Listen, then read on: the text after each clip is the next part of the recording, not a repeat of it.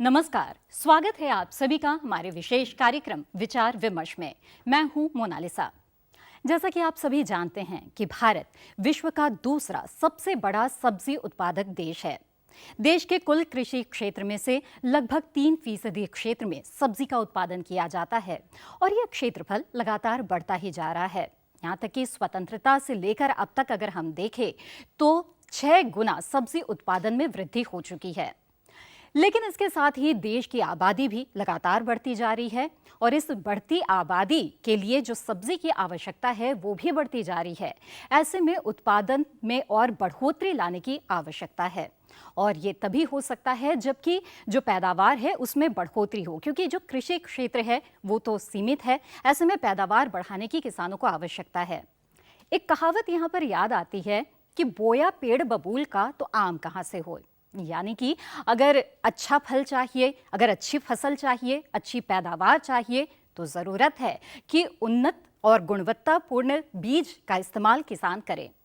ऐसे में ये बीज कहाँ से उन्हें मिल सकते हैं? क्या उतनी उपलब्धता है हमारे देश में? गुणवत्ता कैसी है? किसानों को बीज के लिए लागत कितनी आती है? क्या उस हिसाब से मुनाफा हो पाता है? बीज उत्पादन का जो व्यवसाय है उसमें कितनी संभावनाएं हैं? इन तमाम विषयों पर आज के इस कार्यक्रम में हम चर्चा करेंगे। कार्यक्रम का विषय है बीज का सब्ज बाग।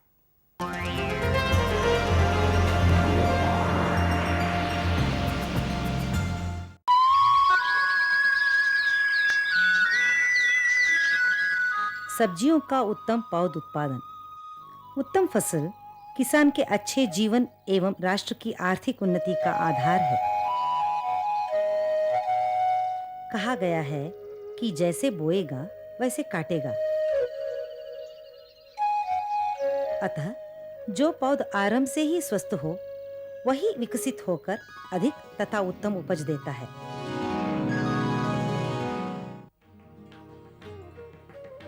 आजकल जब संकर सब्जियां जनप्रिय है, प्रगतिशील किसान सब्जियों के पौधों का उत्पादन एक विशेष विधि से करने लगे हैं।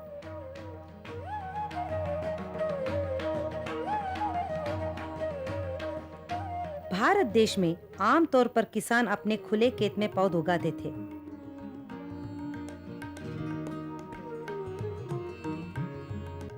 खुले खेत में पौध उगाने की कमियों से हम भली भांति परिचित हैं, जैसे कम परिमाण में बीजों का अंकुरण होना, धूप, वर्षा, रोग और कीड़ों की वजह से बहुत से पौधों का नष्ट होना,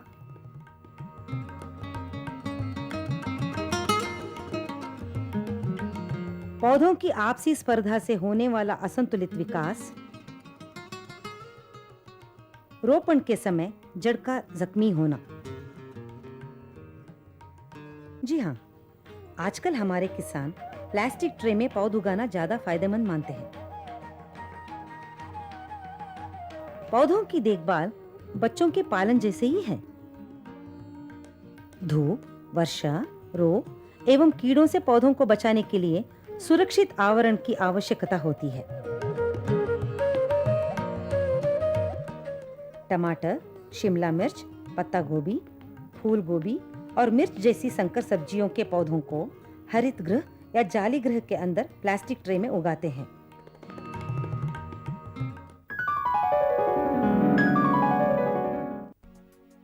मजबूत जड़ वाले सस्य उगे पौध किसान के खेतों तक ले जाए जाते हैं।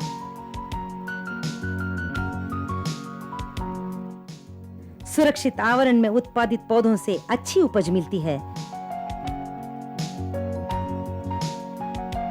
किसान का जीवन खुशहाल होता है और किसान के श्रम का समुचित लाभ मिलता है।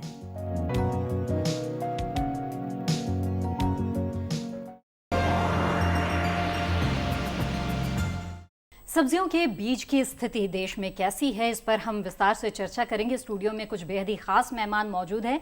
आइए आपका परिचय करा दें। हमारे साथ मौजूद हैं एसपी सिंह जी, जो वरिष्ठ पत्रकार हैं। आपने तो पत्रकारिता के अपने अनुभव में काफ़ी साल कृषि क्षेत्र को दिया है और सभी पहलुओं को देखा है।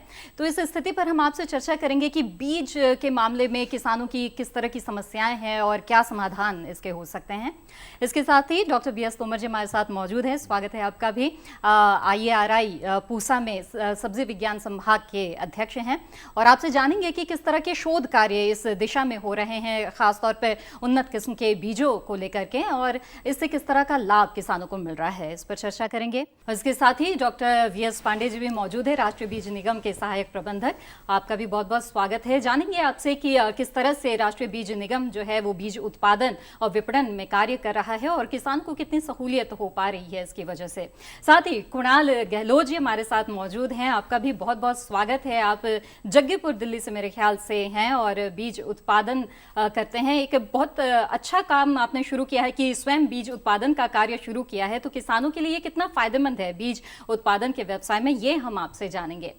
तो इस तरह से कई मेहमान यहाँ पर हमारे साथ मौजूद हैं। आइए चर्चा की शुरुआत करते हैं और सबसे पहले बीएस तोमर जी के पास मैं जाना चाहूँगी। तोमर जी, हमें ये बताएं कि जब हम बात कर रहे हैं कि किस तरह से काफ़ी ज़्यादा उत्पादन बढ़ाने की सब्जी के मामले में इस वक्त देश के किसानों को ज़रूरत है, ऐसे में जब हम उन्नत किस्म के बीजों की बात करते हैं तो उसका क्या मतलब है? उन्नत और गुणवत्तापूर्ण बीज, ये जो आम जो पहले के बीज है, उससे किस तरह से इनमें अंतर है? आपने दो बातों को प्रमुख रूप से रखा है। एक तो जो भारतवर्ष है, हमारा देश, ये सब्जी उत्पादन में विश्व में दूसरे स्थान पे आता है जी। और चीन हमसे ज़्यादा सब्जी उत्पादन करता है। हमारी जो औसत पैदावार है वो अभी इतनी संतोषजनक नहीं है जितनी होनी चाहिए।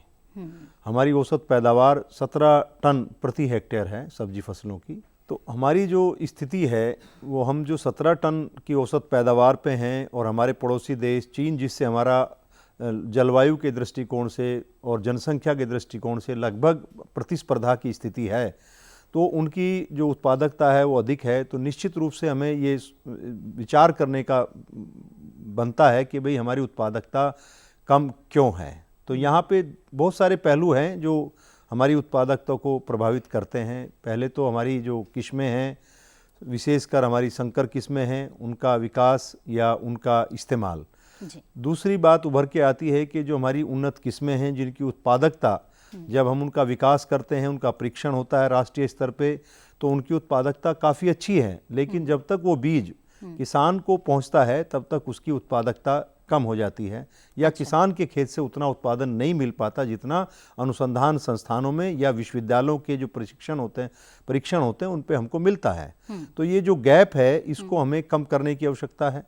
ये तो एक निश्चित है कि हमारी जो विकास की प्रणाली है, जहाँ से हमारी किस्मों का विकास हो रहा है, संकर किस्मों का, उसमें तो काफ़ी तेज़ी से विकास हुआ है। हमारे देश में बहुत सारी सब्जी फसलों में उन्नत किस्मों का विकास हुआ है, संकर किस्मों का विकास हुआ है, लेकिन जिस प्रकार से विकास हुआ है उस तरह से उसका फैलाव नहीं हुआ है। अगर हम 70-80 के दशक में देखें तो सरकारी क्षेत्र से विकसित किस्मों का प्रचार और प्रसार या उसका जो पसंद थी किसान की वो बहुत अधिक थी, लेकिन 80 के दशक के बाद इसमें परिवर्तन आना शुरू हुआ। संकर किस्मों का हमारे देश में प्रचलन बढ़ा। जैसे कि आपने जिक्र किया जो 60 का दशक है, जिस समय से सरकारी क्षेत्र भी इस ओर आने लगे, तो यहाँ पर मैं चाहूँगी कि डॉक्टर पांडे आप हमें बताएं कि 60 के दशक में ही राष्ट्रीय बीज निगम की स्थापना हुई है। ये ज़रूरत महसूस की गई कि सरकारी क्षेत्र को इस ओर आना चाहिए और बीज उत्पादन पर जोर देना चाहिए। देखिए, राष्ट्रीय बीज निगम की स्थापना 1963 में इसी उद्देश्य को ध्यान में रखकर की गई थी जी। इसमें सबसे बड़ा प्रश्न था कि जो हमारे पब्लिक सेक्टर गवर्नमेंट रिसर्च के ऑर्गेनाइजेशन थे, चाहे वो कृषि विश्वविद्यालय थे या राष्ट्रीय स्तर पे IRI काम कर रहा था और इंस्टीट्यूट थे, उनकी जो प्रजातियां रिलीज होती थी उनका सीड किसानों तक पहुंच नहीं पाता था। तो ये एक बहुत बड़ा गैप बना हुआ था रिसर्च इंस्टीट्यूट और किसानों के बीच में। तो इस गैप को खत्म करने के लिए राष्ट्रीय बीज निगम की स्थापना की गई, जिसका मूल्य उद्देश्य ही था कि गुणवत्ता युक्त उत्पादन करके जो राष्ट्रीय स्तर पर अच्छी प्रजातियां रिलीज हो रही हैं उनका गुणवत्ता युक्त बीज पैदा करके हम किसानों तक पहुंचाते हैं, जिससे कि उनके आय में वृद्धि होती है और देश की प्रोडक्टिविटी भी सुधारने का एक काम किया गया जी। तो इसी उद्देश्य को ध्यान में रखते हुए राष्ट्रीय बीज निगम ने अपना बीज उत्पादन कार्य शुरू किया था।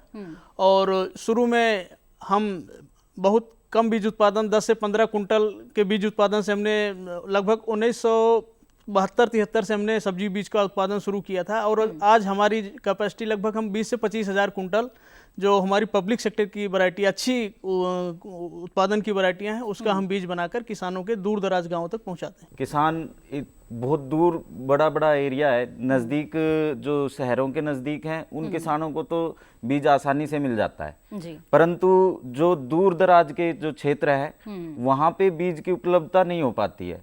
किसान फिर मजबूरी में कोई खराब बीज लेके या दूसरी कोई फसल लगाता है जिसके कारण उसको अच्छा प्रॉफिट नहीं मिल पाता है।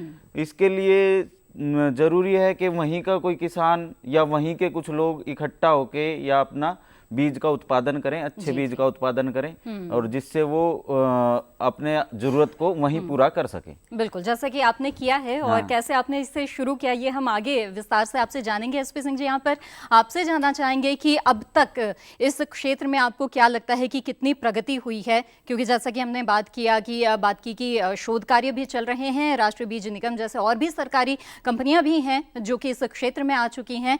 अब तक कितनी प्रगति हो पाई है और किसानों की जो उपलब्धता की समस्या उसे किस तरह से देखते हैं? देखिए मोनालिसा, इस देश में खाद्य सुरक्षा एक बड़ी समस्या रही है। हम धान चावल और गेहूं को छोड़ दें तो बाकी चीज़ों में हम हमेशा कभी आत्मनिर्भर नहीं रहे। हम इसे ईमानदारी से हमें कहना चाहिए, तेल हो, दाल हो और सब्जियों के मामले में जितनी ज़रूरत है उतना अभी भी उत्पादन नहीं हो पा रहा है। अभी डॉक्टर साहब से अभी हम लोग बैठे थे बाहर तो चर्चा यही बात हो रही थी, कितना पर कैपिटा जितनी ज़रूरत है क्या हम उतना प्रोडक्शन कर पा रहे हैं? तो कहीं नहीं, पूरा कंप्लीट अभी नहीं है। उसकी कई वजहें हैं। सबसे बड़ी बात तो है कि हम अपनी पीठ ठोक रहे हैं कि हम दुनिया में दूसरे नंबर के सबसे बड़े पैदावार करने वाले, सब्जियों की पैदावार करने वाले देश बन गए हैं। लेकिन प्रोडक्टिविटी के लेवल पे हम देखें तो हमारी उत्पादकता के स्तर पे हम अभी बहुत नीचे हैं। हम चाइना की बात करते हैं, चाइना जितना पैदा करता है हम उससे बहुत नीचे हैं और हम अगर जितना करते हैं वो 17 करता है और दुनिया के ढेर सारे देशों में 17, 25 और 45 का शायद आंकड़ा डॉक्टर साहब दे रहे थे कि हम 17 क्विंटल पर हेक्टेयर पैदा करते हैं और अब चाइना 25 और दुनिया के और विकसित देशों में 45 क्विंटल तक की पैदावार होती है, टन तक की पैदावार होती है। तो अभी हम एक तो इस लेवल पे बहुत पीछे हैं। उसकी वजह यह है कि हमारे यहाँ विविधता तो है, हमारे यहाँ सब्जियों का उत्पादन होता है, छोटे छोटे खेतों में पैदावार तो होती है, लेकिन मुश्किल क्या है कि हमें सीड नहीं मिलता। आज जिस चर्चा का विषय है इतना मौजू है कि सबसे बड़ी बात है कि हम गेहूं, चावल, बाकी चीजों की चर्चा तो कर लेते हैं, लेकिन सब्जियों का सीड कहाँ मिलेगा, कौन बनाता है, कितना करता है। जैसे सीड कॉर्पोरेशन ऑफ इंडिया, इनका भी ध्यान सब्जियों पर कम बाकी चीजों पे रहता है, चावल पे रहता है, गेहूं पे, जो चीज वॉल्यूम में होती है वो तो करते हैं। अब ध्यान दीजिए, ये जरूरत थी तब जब सीड कॉर्पोरेशन ऑफ इंडिया की तब जरूरत थी इन चीजों के प्रोडक्शन की, लेकिन अब क्वालिटी सीड की जरूरत है और खास तौर से उस चीज में जैसे सब्जियों की हम बात कर रहे हैं। देखेंगे तो दुनिया के ढेर सारे एमएनसीज, मल्टीनेशनल कंपनियां इंडिया में भारत की ओर दौड़ी चली आ रही हैं। हमारे इंडिया की ढेर सारी निजी कंपनियां सीड बनाने में, सीड को तैयार करने में आ रही हैं और वो सीड बनाने में आ रही हैं जो वॉल्यूम में तो कम हो, एक पैकेट में हजारों के का सीड आ जाता हो। एक कई हजार रुपए का सीड एक पैकेट में, एक डिब्बे में लेके कहीं भी कैरी कर सकता है। इस तरह के सीड बनाने में उनकी ज्यादा इच्छा है, ज्यादा वो रुचि दिखाते हैं। जैसे कुछ दिन पहले आपने सुना होगा, हालांकि विवादों में अभी है, बीटी बैगन। आखिर बैगन की ओर ही क्यों गई कंपनियां? कोई भी कंपनी बैगन में ही बीटी बनाने क्यों गई जीएम क्रॉप बनाने? क्यों? क्योंकि वो वॉल्यूम में कम है और महंगा बिकेगा, तो कम चीज तो इस तरह की। लेकिन तो सरकारी राष्ट्रीय कंपनियां हैं वो आ गई हैं, उनके अपने स्वार्थ है और वो इसलिए भी आ पाई हैं क्योंकि जो किसानों की मांग है उसके अनुसार जो आपूर्ति बीजों की है वो हो नहीं पा रही है, इसलिए एक जगह उनको मिल गई है। इससे किसानों का कितना नफा नुकसान हो रहा है इस विषय पर हम चर्चा करेंगे और बीज उत्पादन के व्यवसाय पर भी हम चर्चा करेंगे। लेकिन फिलहाल कार्यक्रम में वक्त हो चला है एक छोटे से ब्रेक का, हम जल्द हाजिर होते हैं। महका महका घर आंगन, हरियाली से खिलेगा तन मन, छत पर छोटी सी बगिया, जरूरत भी पूरी, शौक भी पूरा। देखिए छत पर बागवानी, शनिवार सुबह 9 बजे। ब्रेक के बाद एक बार फिर से आप सभी का स्वागत है। आप देख रहे हैं विचार विमर्श और आज का विषय है बीज का सब्ज बाग। आज हम बात कर रहे हैं सब्जियों के बीज की स्थिति को लेकर। अगर देखें तो देश में अब तरह तरह की जलवायु है और उसके अनुसार अलग अलग क्षेत्र है, और ऐसे में करीब 600 से ज़्यादा तरह की सब्जियां हैं जो इस देश में उगाई जाती है। लेकिन किसानों के सामने समस्या आती है बीज की उपलब्धता की, जिसके बारे में हमने पहले हिस्से में चर्चा की। आइए संकर किस्म के बीजों की भी चर्चा चल निकली थी, उसको आगे बढ़ाते हैं। तुम जी, संकर किस्म के बीज की बात हम कर रहे थे, तो ऐसे में बताएं कि क्या होता है संकर किस्म का बीज, उससे किसानों को किस तरह का लाभ मिलता है? देखिए, संकर बीज एक बीज की प्रकार है। बीज अगर हम कहें तो हमारे देश में जो खेती में प्रचलन में है, दो बीजों का प्रमुख रूप से प्रचलन है। एक तो है सामान्य किस्में जिसको हम ओपन पॉलिनेटेड वैरायटीज कहते हैं, और दूसरे हैं संकर किस्में। संकर किस्मों का जो उत्पादन का तरीका है वो सामान्य किस्मों की अपेक्षा अलग होता है। लेकिन संकर किस्मों के जो फायदे हैं वो ये हैं कि एक तो इनकी उत्पादकता सामान्य किस्मों की अपेक्षा अधिक होती है, और दूसरी जो है ये एकरूपता होती है, उत्पाद की गुणवत्ता अच्छी होती है, और अमूमन कम समय में ये तैयार हो जाती हैं। लेकिन इनके साथ एक जुड़ी हुई कठिनाई भी है कि किसान को हर वर्ष संकर बीज को बदलना होता है, और यही देता है एक व्यवसाय को नया रूप। यानी कि किसान को अगर संकर बीज का इस्तेमाल कर रहा है तो प्रति वर्ष उसको फसल उगाने के लिए नए बीज को लेना होगा जी। तो क्या इससे लागत बढ़ती नहीं है किसानों की? निश्चित रूप से जब किसान को हर साल एक नया बीज लेना है, और संकर बीज, मैं ये भी स्पष्ट करना चाहूँगा कि संकर बीज की जो बिक्री के मूल्य हैं या उत्पादन की जो लागत है वो सामान्य किस्मों की अपेक्षा संकर किस्मों की अपेक्षा कम होती है सामान्य बीज की, और संकर किस्मों के बीजों की अधिक होती है। तो यहाँ दोनों बात हैं। संकर बीज के जहाँ फायदे हैं, संकर बीज महंगा है, लेकिन कई बार संकर बीज इतना महंगा हो जाता है या उसकी लागत इतनी हो जाती है, या बाजार में जो उपलब्ध बीज हैं वो इतने महंगे हो जाते हैं कि छोटा किसान या मझोला किसान उन बीजों का फायदा लेने में असमर्थ हो जाता है, क्योंकि उनकी लागत बहुत जो मूल्य है तो ऐसे में जो किसानों की उम्मीद है वो जो सरकारी कंपनियां हैं उस पर आके टिक जाती है। ऐसे में पांडे जी आप बताएं कि जो संकर किस्म के बीज है उसकी मांग अब किसानों की बढ़ने लगी, उसको रुझान बढ़ने लगा है। राष्ट्रीय बीज निगम क्या कुछ प्रयास कर रहा है इस ओर, और उपलब्धता जो है बीज की उसको और बढ़ाने की दिशा में? राष्ट्रीय बीज निगम का जैसे शुरू से मैंडेट है कि जो गवर्नमेंट सेक्टर की, पब्लिक सेक्टर की प्रजातियां हैं उन्हीं का हम बीजों को जो है पैदा करके संकर बीज किसानों को उपलब्ध कराते हैं। ठीक है। तो इस दिशा में अभी जो हमारे पब्लिक सेक्टर की प्रमुख प्रजातियां प्रचलित हुई हैं, टमाटर में 2 किस्में प्रचलित हैं, PS2 और PS4, इसका बीज हम पैदा करके किसानों को देते हैं। ब्रिंजल में PS6 और PS5 2 प्रजातियां हैं, उसका बीज हम किसानों को पैदा करके देते हैं। इसके अलावा लौकी में PS3 प्रजाति हमारे IRI से प्रचलित है, उसका बीज हम पैदा करके देते हैं।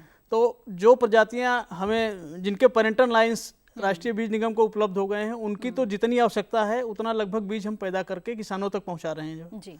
लेकिन कुछ अभी अपने यहाँ पॉलिसी का भी डिसीजन हो रहा है, कुछ कुछ वैरायटियां संकर प्रजाति प्रचलित रिलीज हुई हैं, उनका अभी पेरेंटल लाइन मिल नहीं चल, हमें यानी से राष्ट्रीय बीज निगम को मिल नहीं पा रहा है। अच्छा। तो उस दिशा में भी प्रयास चल रहे हैं कि कुछ क्या कठिनाइयां आ रही हैं इसमें, और क्या इस दिशा में किस तरह से प्रयास? इस दिशा में प्रयास मैडम कुछ संस्थान है जैसे IIHR भारतीय फल अनुसंधान संस्थान जो बंगलौर में है, अच्छा। वहाँ की कुछ पेरेंटल लाइंस हैं, वो जैसे कुछ प्राइवेट कंपनियों को देते हैं तो उनसे रॉयल्टी और अपनी फीस वगैरह कुछ ज़्यादा रखते हैं। तो राष्ट्रीय बीज निगम इस दिशा में ये प्रयास कर रहा है कि उसका पेरेंटल लाइन जैसे हम IRI से लेते हैं उस प्रकार से हमें मिले, जिससे कि हम उसका बीज मल्टीप्लिकेशन करके। बहुराष्ट्रीय कंपनियां हैं या प्राइवेट कंपनियां हैं, उसकी प्रतिस्पर्धा एक तरह से सरकारी कंपनियों के साथ चल पड़ती है, इसका क्या असर होता है?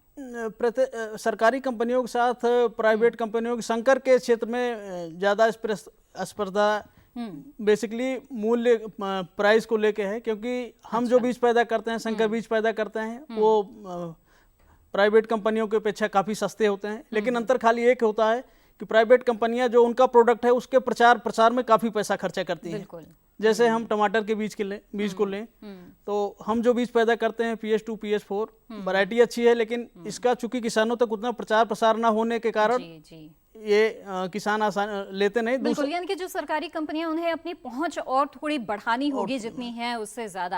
यहाँ पे कुणाल जी आपसे सवाल ये है कि अभी आजकल के दौर में अगर देखा जाए तो बीज प्रतिस्थापन दर जो है वो उसमें काफ़ी वृद्धि हुई है, यानी कि किसान जो इससे पहले जो पारंपरिक बीजों का इस्तेमाल करते थे उसके अनुपात में अब जो प्रमाणित बीज है उसका इस्तेमाल ज़्यादा बढ़ रहा है। तो इसकी पहले तो मुझे ये बताएं कि इसकी वजह क्या है, और दूसरी क्या ये वजह इसकी वजह से ऐसा नहीं है कि निर्भरता ज़्यादा बढ़ने लगी है कंपनियों की तरफ, और इसकी वजह से भी जो ये गैप जो आता है मांग और उसे सप्लाई करने का, ये गैप ज़्यादा बढ़ जाता है? सबसे पहले खेती के लिए आवश्यकता होती है बीज की जी। अगर बीज खराब है किसान का, और उसने तो पूरी जो लागत होती है वो बीज के ऊपर निर्भर होती है।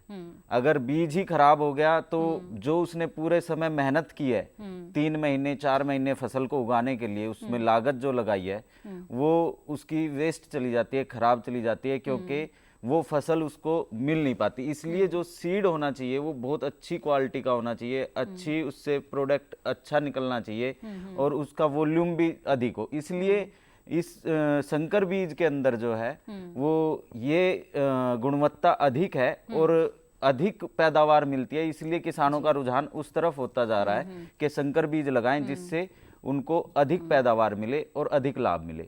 लेकिन बीज की इतनी अधिक मूल्य होने के कारण जो कंपनियां आ गई हैं वो बीज का बहुत अधिक मूल्य रख देती हैं। 40-40 हजार रुपए किलो तक अपना सीड बेचती हैं। कॉलीफ्लावर हुआ, कैबेज, जो भी, हाँ, बहुत वो तो ले नहीं पाते। उसके कारण नुकसान बहुत उठाना पड़ता है। तो क्या यही वजह थी कि आपने खुद बीज उत्पादन का व्यवसाय शुरू करने का सोचा? क्या वजह रही? मैं पिछले काफी समय से पूसा संस्थान से जुड़ा हुआ, उसके बाद मुझे लगा बीजों के लिए खास तौर पे कि जो हम बीज लगाते हैं वो उससे नुकसान इस तरह से, अगर बीज खराब निकल आता है तो नुकसान होता है। तो इसीलिए मैंने बीज का कार्य करने की कोशिश की जिससे आसपास और गांव में भी सब लोगों को उसका पता हो। और पता, इसमें एक और खास बात यह है कि जो हम बीज, जिसका बीज बनाते हैं तो वो सब्जी हमें पहले पता चल जाती है कि किस समय लगी है, क्या इसकी क्वालिटी है, और उसका बीज हम जब किसान को देते हैं या किसान लेता है, या मैं कंपनी में MOU साइन किया हुआ है NSC से भी, इनको वापस देते हैं बीज बना करके, तो उसमें किसान को ये ट्रस्ट रहता है कि जो मैंने देखा है फसल खेत पे उसी का ये बीज है और ये इस तरह की होएगी। बिल्कुल। तो हमें बताएं कि कौन कौन से ऐसे फसल है, सब्जियां हैं जिनके बीज का उत्पादन आप करते हैं? कॉलीफ्लावर है, मटर है, पालक है, सरसों है, और ये गाजर है, प्याज है, ये सब हमने किए हैं। और ये सब लोग, सब्जियों का बीज उत्पादन आप कर रहे हो। मांग इनमें किसमें ज्यादा है? प्याज का बहुत अधिक मूल्य पे बिकता है और बहुत अच्छे रेट रहते हैं। फूल गोभी का भी अच्छे रेट रहते हैं कि हमने हाइब्रिड करेला बनाया है, पूसा संस्थान का बहुत अच्छा करेला है, और इसके भी बहुत अच्छी डिमांड होती है। पूरी नहीं बीजों की इतनी आवश्यकता है कि किसान को मिल नहीं पा रहे हैं, और लगातार अच्छे बीजों की, और जिससे हम अपने सब्जियों की जो पूर्ति है वो कर पाए आगे आने वाले लोगों के लिए, क्योंकि सबसे अधिक प्रोटीन, विटामिन और इसके लिए आवश्यकता है सभी लोगों को, तो उसके लिए सब्जी खाना बहुत आवश्यक है। और पूर्ति तब हो पाएगी जब अच्छे बीज होंगे और अच्छी फसल होगी किसान के खेत पे। यानी कि कुपोषण के खिलाफ जंग का एक बहुत बड़ा हथियार है, अच्छा हथियार है कि बीज उत्पादन किया जाए और ये व्यवसाय किया जाए। इसके और क्या लाभ हो सकता है? SP सिंह जी, मैं आपसे जानना चाहूंगी कि किस रूप में इसे देखा जाए। एक तो जो डिमांड एंड सप्लाई के गैप की हम बात कर रहे हैं, इसमें पूरा करने में ये कितना कारगर है कि जो किसान है वो खुद इस व्यवसाय से जुड़ जाएं? देखिए, अभी भी सब्जियों की खास तौर से बीज की जो बात चल रही है, कम से कम 70 से 75% अभी भी कम है जितना सीड चाहिए। सिर्फ 30% ऐसे सीड हैं जो हम रिप्लेसमेंट हो पाता है। 70% किसान आज भी वही परंपरागत पुराने जमाने के मांगे जांचे, यहाँ वहाँ पुराना अपने खेत की लौकी निकली है उससे बीज निकला हुआ है, उसका सीताफल का बीज निकला हुआ है, यही सब यूज किया जा रहा है। जैसे अभी बहुत अच्छी बात बताई हमारे किसान भाई ने, बहुत अच्छी बात बताई कि किसान तो हमेशा तैयार रहता है कि उसे अच्छे से अच्छा बीज मिले। जी। लेकिन कंपनियां जिस तरह से आ रही हैं उसके चलते, डिमांड और सप्लाई के गैप होने के चलते नकली सीड का एक अलग तरह का प्रचलन शुरू हो चुका है। इसके चलते ढेर सारे किसानों का इतना नुकसान हो रहा है कि भाई एक बार अगर आपने लागत लगा दी उस नकली बीज पे, तो पता लगा वो कि पूरा का पूरा उसका सीजन गया, जितनी लागत लगाई वो चला गया, और जो कंपनियां, जिस कंपनी के नाम का सीड है उस कंपनी का ट्रस्ट गया। मैं नहीं कहता कि वो कंपनी बना के वो बेच रही है, लेकिन जो इस तरह का धंधा भी खूब फल फूल रहा है। तो एक तो इस पे रोक लगानी चाहिए। दूसरा, सरकारी तौर पर जिस तरह के पेरेंटल सीड की बात कर रहे थे एनएससी के महोदय पांडे जी, डॉक्टर पांडे से मैं ये कहना चाहूँगा कि इस देश में जितनी कंपनियां सरकारी तौर पर काम कर रही हैं, और जो आईआरआई है या जो आईसीआर के जो दो बड़े इंस्टीट्यूट हैं, एक बंगलोर में दूसरा बनारस में, इसके छोड़ के हमें लगता है ये भी तब का स्थापित है जब आज से 30-50 साल 60 साल पहले। उसके बाद से हमें नहीं लगता कि सरकारी तौर पर या सार्वजनिक क्षेत्र में इस तरह की कोई लेबोरेटरी या कोई इंस्टीट्यूट या सेंटर्स तो छोटे छोटे खुले हैं, लेकिन हमें लगता है कि इस तरह के और काम सार्वजनिक क्षेत्र में काम करने की जरूरत है। लेकिन इसके साथ निजी कंपनियों की निगरानी करना जरूरी है, क्योंकि जिस तरह के नकली बीज, जिस तरह के किसानों के साथ चीटिंग हो रही है, कोई जैसे कहा ना कि 40,000 रुपया 60,000 रुपया किलो। प्रमाणीकरण पर बात करेंगे, लेकिन एसपी सिंह जी यहाँ पे जब बात हो रही है, मैं आपसे जानना चाहूंगी कि अक्सर हम कहते हैं कंपनियों के बीच में प्रतिस्पर्धा होती है तो ग्राहकों का फायदा होता है, लेकिन क्या बीज के मामले में हम ऐसा कह सकते हैं? नहीं, इसलिए देखिए, इसलिए फायदा नहीं हो रहा है किसानों का, क्योंकि प्रतिस्पर्धा तब होती है जब डिमांड सप्लाई गैप कम हो। अभी तो डिमांड इतनी है कि मार्केट ही पड़ा हुआ है, जहां मन हो उतना बेचिए, जिस क्षेत्र में जहां घुस के बेच सको बेचो। दूसरी चीज क्या है कि अभी सब्जियों की जरूरत है। देखिए, आप सब्जियों का मार्केट किस तरह से बूम कर रहा था, किस तरह से अभी देखा कुछ दिन पहले क्या हालत थी सब्जियों की, मारामारी मची हुई थी। कोई भी सब्जी 80 रुपए से नीचे किलो के नीचे से बिकी नहीं रही थी। ऐसे में जब डिमांड सप्लाई का गैप होता है तो हर किसान सोचता है कि हमें इसी की खेती करनी चाहिए। दूसरा, एक और बड़ी बात मैं आप कहना चाहूंगा कि हमारे देश की किसानों की जोत छोटी होती जा रही है, दिन ब दिन, साल बर साल छोटी होती जा रही है। 80 से 85% किसान ऐसे हैं जो 2 हेक्टेयर के हैं। हो सकता है कि इसमें उस 80-85 में हो सकता है कि 90% ऐसे किसान हो जो 1 हेक्टेयर और 1 एकड़ 2 एकड़ के हों। ऐसे किसानों के लिए ये ऐसा मुफीद बिजनेस है एग्रीकल्चर में, हार्टिकल्चर का, खास तौर से सब्जियों का। जी बिल्कुल, क्योंकि इसके कई फायदे भी है, क्योंकि कम समय में सब्जी उत्पादन किया जा सकता है और लाभ कमाया जा सकता है। तोमर जी, यहाँ पर जैसे असली नकली बीज का भी जिक्र किया, तो ऐसे में जानना चाहते हैं कि वाकई किसान जो है उनका काफी नुकसान हो जाता है नकली बीज की वजह से। क्या कुछ उपाय है कि किसान परख कर सके असली नकली बीज के बीज? एक चिंता का विषय है कि किसान भाई कई बार ज्ञान की कमी के कारण उनके साथ धोखा हो जाता है। तो यहाँ पे बहुत सारे हमारे, जैसे मैं बताना चाहूँगा, हमारा एक बीज अधिनियम है 1966 का, उसमें बहुत सारे प्रावधान हैं कि जो बीज बाजार में बिक रहा है उसके ऊपर क्या क्या हमारे किसान भाई देख सकते हैं। क्योंकि सबसे पहले हमें अपने किसान को उसकी गुणवत्ता के जो बहुत सारे फैक्टर हैं, कारक हैं, उनकी जानकारी होना बहुत ज़रूरी है। तो जब आप किसान भाई हमारे बीज खरीदते हैं तो हमारा ये रहता है कि आप डिब्बाबंदी का बीज खरीदें, यानी कि जो पैकिंग है वो पैक्ड सीड लेना है, कभी भी खुला बीज नहीं लेना है। क्योंकि जैसे आपने कहा, नकली बीज या ऐसे बीज जिनकी गुणवत्ता निश्चित नहीं है या निर्धारित नहीं है, जब वो खुले बिकते हैं तब उनमें धोखा होने की संभावना बहुत ज़्यादा बढ़ जाती है। और आप देश के दूरस्थ जगह में जाइए, मेरा अपना अनुभव है, कई बार मैं देश के दूरस्थ जगहों में गया हूँ, देखा कि अभी भी किसानों को बीज खुले रूप में मिलते हैं। जबकि हम निरंतर, हमारा प्रयास रहा है, हम जितने भी हमारे कार्यक्रम होते हैं टीवी के माध्यम से या रेडियो के माध्यम से, हमारा ये जोर रहता है किसानों के, आप सिर्फ पैक्ड सीड ही खरीदिए। ऐसा करने से उनको जो अच्छे बीज के लक्षण हैं उनकी जानकारी उस पर दी हुई थी। क्योंकि बीज अधिनियम 1966 इसको सुनिश्चित करता है, जो सीड कंट्रोल ऑर्डर बाद में 1983 में आया था, कि किसानों को जो बीज दिया जाता है वो डिब्बाबंदी का हो, उसके ऊपर लेबलिंग होना है। लेबलिंग में उसके ऊपर किस्म का नाम, उसकी आनुवांशिक शुद्धता, भौतिक शुद्धता, जमाव की प्रतिशत, और कब ये पैक किया गया और कब तक उसकी जो पैकिंग है वो वैध रहेगी, उसकी जानकारी उसके ऊपर होती है।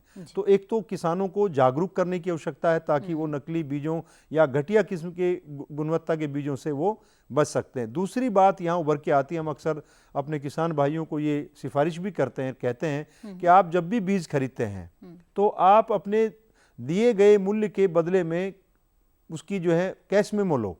अच्छा। हमारे भारतीय कृषि अनुसंधान संस्थान में हम भी जो रसीद है वो रसीद लेना बहुत जरूरी है। हम अपने संस्थान में सीमित मात्रा में बीज पैदा करते हैं। पहले हम अपने किसान भाइयों की रसीद काटते हैं, फिर उसका नाम लिखते हैं, उसका पता लिखते हैं, फिर हम उसको कहते हैं ये बीज हमारे, ये उसका जो मूल्य है उस पर हम उनको उपलब्ध कराते हैं, ताकि किसान को एक भरोसा है कि ये बीज की रसीद मुझे मिली है, अगर इसमें कोई मेरे साथ धोखा है तो वो उसकी शिकायत कर सकता है जिला कृषि अधिकारी को या जिला प्रशासन को अपनी उसके बारे में। तो जब उसके पास रसीद होगी वो तभी तो करेगा। हम देखते हैं कि बहुत सारे किसान भाई बीज लेते हैं, उनको उनकी बीज की रसीद नहीं मिलती है और किसान मांगते हैं, दुकानदार मना भी कर देते हैं। ये भी एक वास्तविक स्थिति है। हाँ, तो ठीक है। यानी कि किसानों को और ज्यादा जागरूक होना और पड़ेगा, ज्यादा नुकसान जागरूक से होने की बचने के लिए। और आवश्यकता है नुकसान किसानों है को, तो कम से कम ताकि उसकी भरपाई तो हो सकेगी अगर उनके उनको पास किसी रसीद प्रकार है। का नुकसान ना हो, उनके साथ धोखा ना हो। क्योंकि जब वो बिना रसीद के बीज लेते हैं या खुला बीज लेते हैं तो निश्चित रूप से उनके साथ इस प्रकार की धोखाधड़ी होने की संभावना बढ़ जाती है। और जब उनके पास रसीद होती है, अगर उसमें किसी प्रकार की अनियमितता मिलती है, कम जमाव मिलता है या आनुवांशिक रूप से बीज शुद्ध नहीं है, तो ऐसे में वो कहीं अपनी जाके गुनाह अपनी प्रार्थना जो दे अपनी सकता है, शिकायत है वो दर्ज शिकायत करा कर सकता है कि बिल्कुल। मेरे साथ मैंने ये बीज लिया और उसकी जो सीड कंट्रोल ऑर्डर है, सरकार का जो बीज अधिनियम है, उसमें उसके किसान को उसके हितों की रक्षा करने का प्रयास है। अगर वो किसान जागरूक हो जाए तो उसके साथ जो धोखा हमारे स्थानीय बाजारों में होता है तो वो निश्चित रूप से उसको रोका जा सकता है। बिल्कुल। तो इस तरीके से काफी नुकसान हो जाता है अक्सर किसानों को, अगर उनको जो बीज है वो सही नहीं मिल पाता है। तो यहाँ पे राष्ट्रीय बीज निगम के बारे में हम जानना चाहेंगे कि यहाँ पर किस तरह के उपाय किसानों के पास है। एक तो आप किस तरह से गुणवत्ता और प्रमाणीकरण पर जोर देते हैं, उसके लिए क्या आपकी पूरी व्यवस्था है, और अगर फिर भी अगर आप बताएं हमें कि कोई शिकायत आती है या नहीं किसानों से, अगर आती है तो वो किस प्रकार से संपर्क कर सकते हैं। देखिए, बीज के मामले में सबसे पहले हम जो भी बीज हम अपने चाहे फार्म पे हम पैदा करवाते हैं या किसानों के यहाँ पैदा करवाते हैं, उसको लेने के बाद हम उसकी प्रॉपर प्रोसेसिंग, ग्रेडिंग और जो टेस्टिंग वगैरह है अपने लैब में, अगर एक तीसरी एजेंसी जो सीड सर्टिफिकेशन है उससे भी हम कराते हैं। कराने के बाद फिर प्रॉपर टेस्टिंग करके उसका उसको फिर हम जो भी मानक है उसमें अपना पैक करके उसको हम किसानों को देते हैं। इसके बावजूद अगर किसानों के पास किसी प्रकार की हमारे पास शिकायत प्राप्त होती है तो जैसा कि डॉक्टर साहब ने बताया कि हमारे यहाँ भी यही सिस्टम है कि जब किसान आते हैं तो उनका हम पहले बिल काटते हैं, उसमें लाट नंबर भी किसान का देते हैं कि किस लाट का बीज किसानों को गया है। तो जब सबसे पहले शिकायत आती है तो सबसे पहले हम उस खेत का भ्रमण करते हैं, क्योंकि कभी कभी किसान किसी दूसरे बीज के अलावा भी और भी तत्व जिम्मेदार होते हैं जिसकी वजह से उनकी फसल खराब हो जाती है। तो उसका हम भ्रमण करते हैं, खेत का भ्रमण करने के बाद फिर हम उसकी एक्चुअल पोजीशन जानने का प्रयास करते हैं।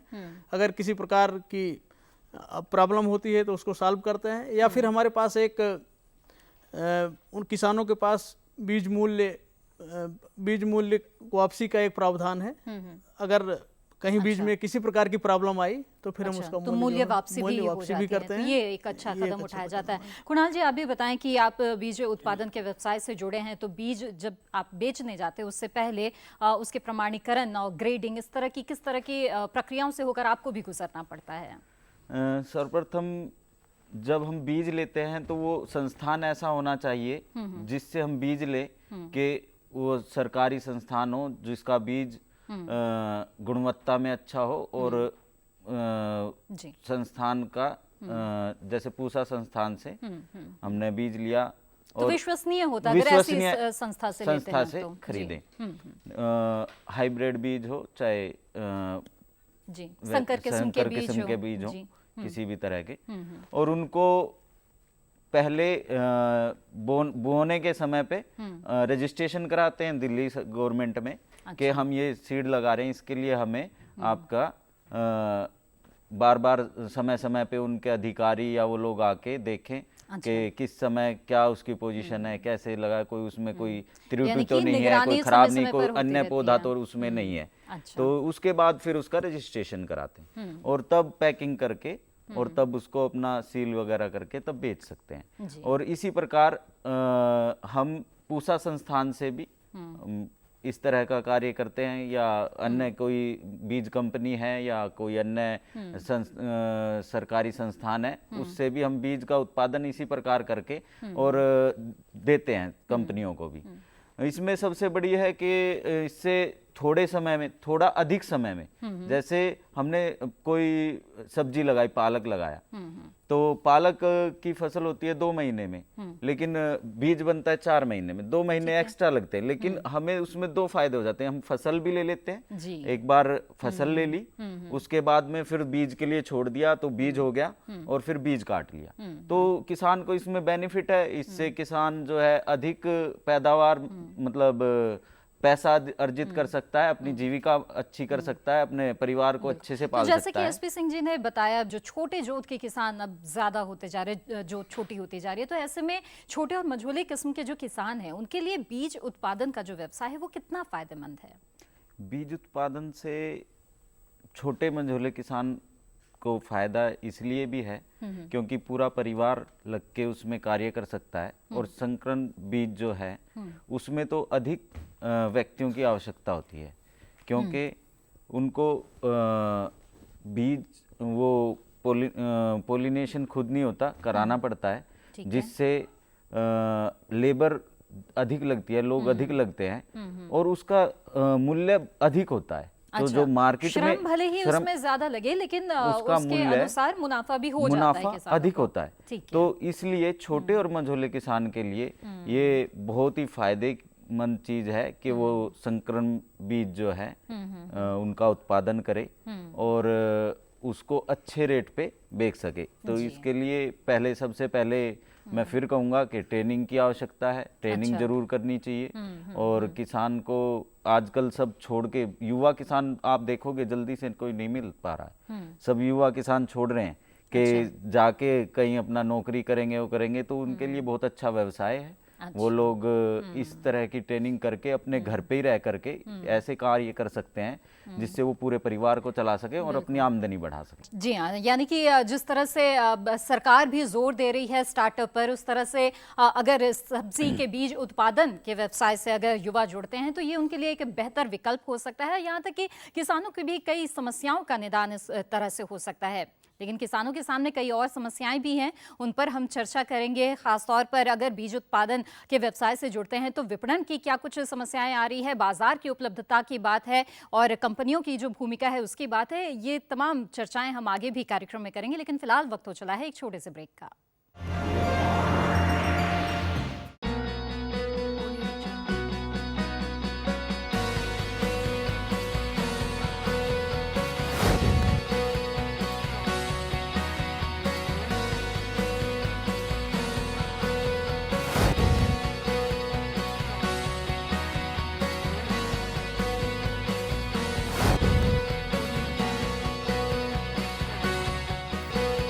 देखिए कैसे हैं आप, रविवार दोपहर 3:30 पर।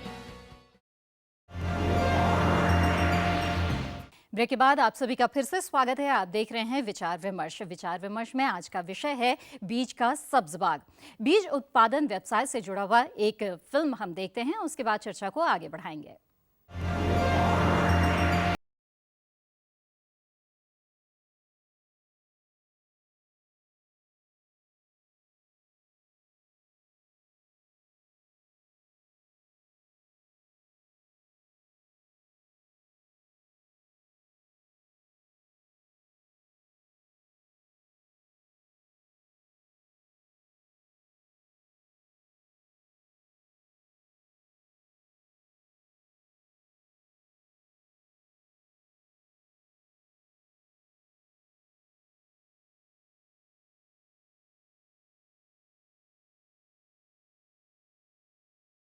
से बीजों का विपणन करा रही है। जी हाँ, तो ये फिल्म देखिए आपने इस व्यवसाय से जुड़ी हुई और इस पर ही चर्चा को हम आगे बढ़ाते हैं। यहाँ पे डॉक्टर पांडे, आपसे मैं ये भी जानना चाहूँगी कि ट्रेनिंग की बात बार बार आ रही है इस चर्चा के दौरान। राष्ट्रीय बीज निगम जो है वो किस तरह की भूमिका निभा रहा है ट्रेनिंग देने के मामले में, प्रशिक्षण देने के मामले में? राष्ट्रीय बीज निगम किसानों की समय समय पर विभिन्न एग्री क्लाइमेट क्षेत्रों में ट्रेनिंग, बीज उत्पादन की ट्रेनिंग कराता रहता है। हम उनको अपने जो हमारे फार्म है वहाँ पे भी ट्रेनिंग कराते रहते हैं। इसके अलावा जो बीज उत्पादन के ट्रेडिशनल क्षेत्र है, जहाँ को पहले से किसान खेती करते आ रहे हैं, बीज उत्पादन करते आ रहे हैं, वो पूरी तरह से ट्रेंड है। उसके अलावा जो अनट्रेडिशनल क्षेत्र हैं, जहाँ पे हाइब्रिड सीड का उत्पादन नहीं होता था, वहाँ पे हम सीड सब्जियों का बीज उत्पादन कराते हैं, जिससे कि जो टेक्नोलॉजी है वो उन क्षेत्रों में भी पहुंचती है जहाँ पे पहले बीज उत्पादन नहीं होता था। उदाहरण के लिए जैसे एक रानी बन्नूर क्षेत्र है मंगलौर में, वहाँ पे हाइब्रिड का बहुत बड़ा उत्पादक क्षेत्र है। प्राइवेट कंपनियां, हम लोग भी, सब लोग वहाँ पे कराते हैं, चूँकि क्लाइमेट बढ़िया थी। लेकिन अभी हमने पिछले 2 साल से IARI की वैरायटी PS3 बॉटल गार्ड की है, उसका हमने पूना रीजन में कराया है शंकर बीज उत्पादन, जिसमें कि ऐसा सफलता मिली गई और बहुत अच्छा उत्पादन हुआ है। यहाँ पर ये भी बताएं कि क्या राष्ट्रीय बीज निगम की तरफ से कुछ स्थानों का चयन खास तौर पर करके कार्यक्रम चलाया जाता है, या फिर किसान जो कि इस व्यवसाय से जुड़ना चाहते हैं उन्हें आपसे संपर्क करना होगा, वो किस तरह संपर्क कर सकते हैं? नहीं मैडम, वैसे बीज उत्पादन कराने के पहले हम 1-2 चीजें देखते हैं कि क्लाइमेट कहाँ तक सुटेबल है। जिस चीज का हम उत्पादन, जिस सब्जियों का बीज उत्पादन करने जा रहे हैं उस चीज के लिए फिर वहाँ पे हम उसका बीज उत्पादन करते हैं। उसके अलावा किसानों का सिलेक्शन करते समय हम देखते समय उनको ये देखते हैं कि किसान कितना जागरूक है, किस तरह से बढ़िया उत्पादन कर पाएगा। इन सब चीजों को देखने के बाद फिर हम किसानों से एक एग्रीमेंट कराते हैं, जिससे कि प्रॉपर उसका बीज हम तैयार होने के बाद ले सकें। बीच बीच में हम किसानों के यहाँ भ्रमण भी करते रहते हैं, उनको जो टेक्नोलॉजी है उसके बारे में पूरी जानकारी देते हैं और बीज तैयार होने के बाद उनका फिर हम बीज ले लेते हैं। बिल्कुल, तो ये पूरी तरह से एक तकनीकी मामला नजर आता है। और ऐसे में मुझे याद आ रहा है कि चर्चा की शुरुआत में तो उमर जी आपने बताया था कि किस तरह से जब अनुसंधान होता है तो लैब में जिस तरह से बीज की गुणवत्ता का पता चलता है, जिस उत्पादकता की उम्मीद होती है, वो खेत तक आते आते उसमें कमी आ जाती है। क्या वजह होती है और इसका निदान क्या कुछ है? देखिए, निश्चित रूप से जब हम नई किस्मों का या संकर किस्मों का विकास करते हैं और उसका मूल्यांकन करते हैं अपने फार्म के ऊपर, या हमारा एक एक्रिप होता है all India coordinated improvement program, उसके अंतर्गत विभिन्न जलवायु की जो स्थिति है उनमें उनका मूल्यांकन होता है, तो उसकी जो उपज क्षमता होती है वो बहुत अच्छी होती है और उसी के आधार पे उनका तुलनात्मक अध्ययन करते हुए विमोचन किया जाता है और उसके बाद वो पब्लिक डोमेन में आ जाती है उसका बीज उत्पादन होने के लिए। लेकिन निश्चित रूप से जब वो किस्म किसान तक पहुंचती है तो उसकी उत्पादकता गिरने का डर बना रहता है। उसके पीछे कई वजह हैं। एक तो ये है कि हमारे देश में जो बीज उत्पादन है वो एक प्रक्रिया अपनाई जाती है, उसको हम generation system of seed multiplication कहते हैं या सीड चेन भी कहते हैं। यानी कि आधार बीज पैदा करने के लिए हमें आवश्यकता होती है ब्रीडर सीड की, और ब्रीडर सीड को हम पैदा करते हैं न्यूक्लियस सीड से, और आधार बीज का इस्तेमाल किया जाता है प्रमाणित बीज पैदा करने के लिए, और उसको जो है हम ये सीड चेन कहलाती है। यानी कि न्यूक्लियस सीड से ब्रीडर सीड, ब्रीडर सीड से हम फाउंडेशन सीड, और फाउंडेशन सीड से हमें प्रमाणित बीज पैदा करना चाहिए। ये एक आदर्श व्यवस्था है।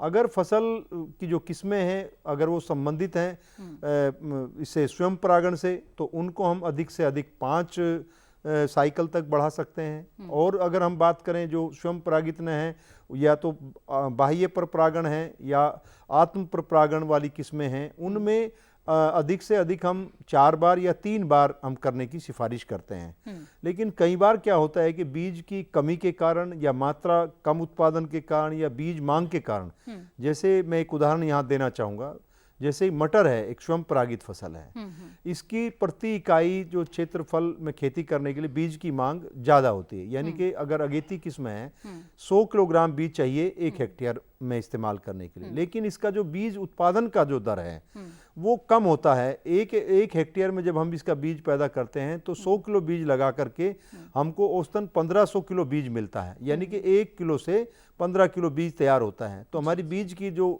प्रवर्धन की जो दर है वो कम है। ऐसे में हमको उसको बार बार मल्टीप्लाई करना तो पड़ता जिस है। तरह आप बता रहे हैं तोमर जी, अगर अच्छी गुणवत्ता चाहिए और उसके लिए जिस प्रक्रिया का आपने जिक्र किया वो थोड़ी जटिल सुनने में लग रही है, तो क्या इसकी जो संभावना है ये क्या जो अनुसंधान केंद्र है, वैज्ञानिक है, उनके द्वारा ही संभव है या कि किसान जो बीज उत्पादन से जुड़ना चाहते हैं वो भी कर सकते हैं? नहीं, मैं यहाँ पे दो बात कहना चाहूँगा मोनालिसा जी, कि एक तो जो न्यूक्लियस बीज का उत्पादन है या ब्रीडर सीड का उत्पादन है, ये दोनों के दोनों बीजों का उत्पादन करने की जिम्मेदारी भारत सरकार ने, जो कृषि विश्वविद्यालय हैं या भारतीय कृषि अनुसंधान परिषद के जो संस्थान हैं जहाँ से किस्में विकसित हुई हैं, या कोई कंपनी जिसने अपनी किस्म विकसित की है, उसकी जिम्मेदारी है जी। तो ये दो जिम्मेदारी तो हमारे पास हैं। अब हम इनका उत्पादन करते हैं मांग के आधार पे, जितनी मांग होती है उतनी करते हैं, अगर मांग नहीं है तो उनका उत्पादन नहीं किया यानी कि जाता। जो किसान इस व्यवसाय से जुड़ना चाहते हैं उन्हें संपर्क करना होगा और वहां से इस तरह के बीज लेना उन्हें होगा। प्राप्त करने होंगे। और इस तरह के और क्या तरीके हैं और क्या परेशानियां हैं, खासतौर पे मैं जानना चाहूंगी जो किसान इस व्यवसाय से जुड़ रहे हैं, विपणन संबंधी भी, क्योंकि कई बहुराष्ट्रीय कंपनियां हैं, उनकी हम देखते हैं बहुत ही खास पैकेजिंग होती है जब वो अपना जो भी प्रोडक्ट है, उत्पाद है, वो बाजार में ले जाते हैं, और किसान, छोटे किसान जब जुड़ते हैं तो क्या इस तरह की कुछ परेशानियां हैं जिससे उन्हें जूझना पड़ता है? जी सर, सबसे पहले बीज का विषय है विश्वास का। अगर विश्वास है तो आपका बीज बिकेगा। अगर विश्वास ही नहीं है कि ये अच्छा बीज है, इसके पास अच्छी वैरायटी है, तो आप कहीं भी बेच सकते हैं, कोई दिक्कत नहीं है। तो इस मामले में तो एक किसान अगर व्यवसाय करता है तो वो बेहतर है, क्योंकि उसके जो आसपास के किसान है वो खेतों में देख सकते हैं और वो उसको इजीली अपने आसपास बेच सकता है। बिल्कुल। परंतु बहुत बड़े वॉल्यूम पे वो नहीं बेच पाता है। उसके लिए जरूरी है वो ऐसे संस्थानों से जुड़े जो अगर अधिक वॉल्यूम में उगाना चाहता है और बहुत अधिक अपने इसी व्यवसाय को बढ़ाना चाहता है, तो जरूरी है कि वो ऐसी कंपनियों से, ऐसे संस्थानों से, ऐसे लोगों से जुड़े जिनको वो अपना बीज वापस भी दे सके, जो कि पहले से स्थापित है। और इसके लिए 2-3 साल 4 साल मैं कहता हूँ मेहनत करने की, अगर कोई भी व्यक्ति, कोई युवा, कोई पढ़ा लिखा व्यक्ति इसमें जुड़ना चाहता है, तो उसके लिए मेरा ये कहना है कि पहले साथ में जुड़ के काम करें, फिर अपना अलग से करना शुरू करें, तो उसमें ज़्यादा जो फैक्टर्स हैं उसके कठिनाइयां जो है वो कम हो जाती हैं और रिस्क कम हो जाता है। बिल्कुल। तो अच्छा, ये कोई सब जुड़ेगा तभी जब उसे मुनाफा नजर आएगा, तो ऐसे में पहले आप हमें ये बताएं कि जो लागत और मुनाफा है वो कैसा आता है अगर इस तरह के व्यवसाय से कोई छोटा किसान जुड़ना चाहे तो? हम अगर जो बीज हैं, जैसे मैंने अभी आपको उदाहरण के तौर पे बताया, पालक है, गाजर है, मूली है, तो ये सब चीजें हम बीज इजीली किसान पहले भी बनाता आ रहा था। ऐसा नहीं कि पहले उसको, लेकिन वो अपने लिए कर रहा था, कुछ थोड़ा थोड़ा कर रहा था, कुछ उसमें लगातार बार बार करता रहा तो उसमें कमियां आ गई।